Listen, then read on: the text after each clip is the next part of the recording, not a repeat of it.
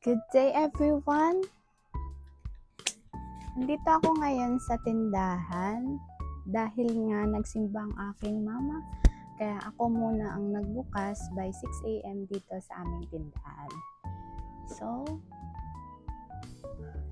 ano nga ba yung pag-uusapin natin ngayon? So, good morning. Kasi umaga ngayon. Tapos, umiinom din ako ng aking green tea. Ayan. Oh, ma'am.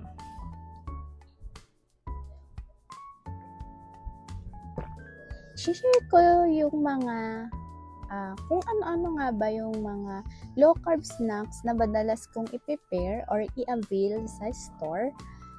Madalas itong naka-stock sa akin kasi minsan pag nagki-crave ako ng something na makakaas a low carber, hindi naman tayo kumakain ng mga basta-basta ng mga chicheria, ng kung ano-anong mga biscuits. Syempre, iniiwasan na natin yung mga sugar and nagiging mapili na rin tayo, lalo na sa pagpili ng ating mga kinakain, kung anong mga kakainin natin sa low carb. So, ngayon, ang video ko ngayon ay paputol-putol kasi may mga bumibili. Bilang isang low carber na nag-start pa lang din, naging stricto ako sa mga kinakain ko, lalo na yung mga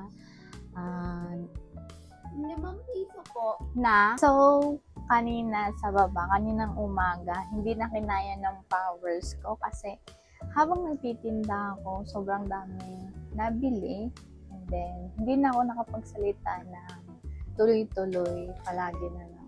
So, napag-isip-isipan ko na pagdating na lang ng tanghali na ngayon, pag-akyat ko dito sa kwarto, doon na lang ako mag-vlog. For today's topic, i-share ko sa inyo ang pangmalakasang low carb snacks ko na kinakain tuwing ako ay nag-crave ng mga something na gusto ko ng chicha. Siyempre, tayong mga low carber, hindi na tayo pwedeng kumain ng mga chicheria, biscuits, or kahit na ano.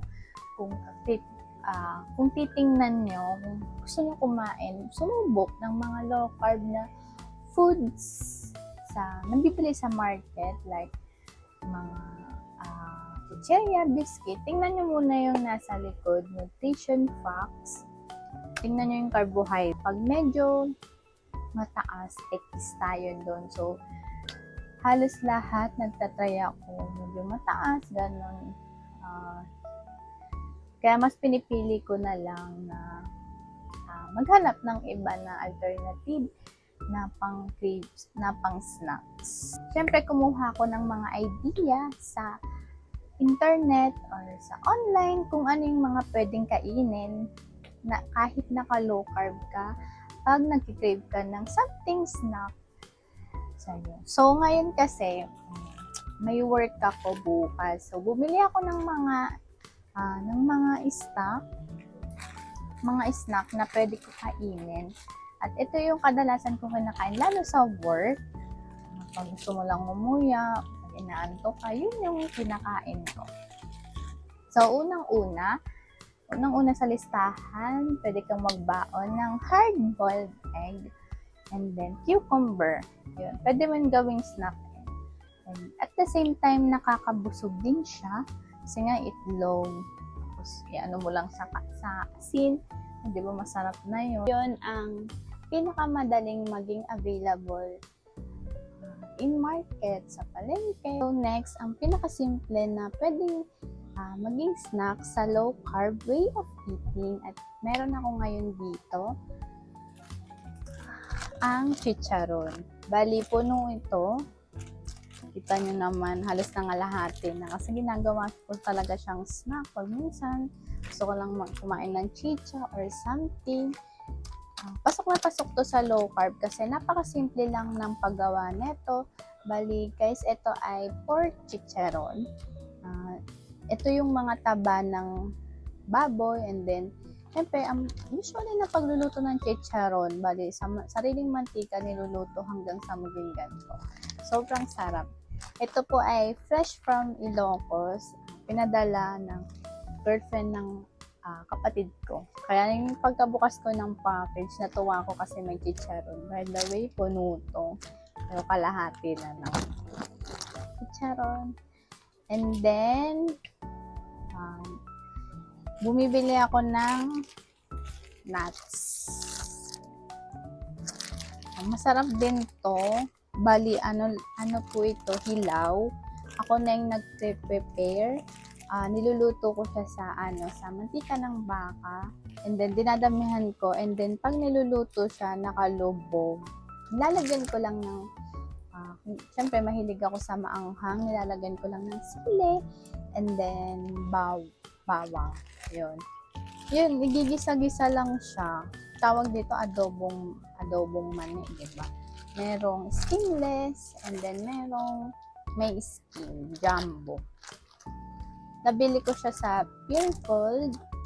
At bali, pinasabay ko lang pala kasi nag-grocery yung kuya ko. So, pinasabay ko to para ready na for my baon supper.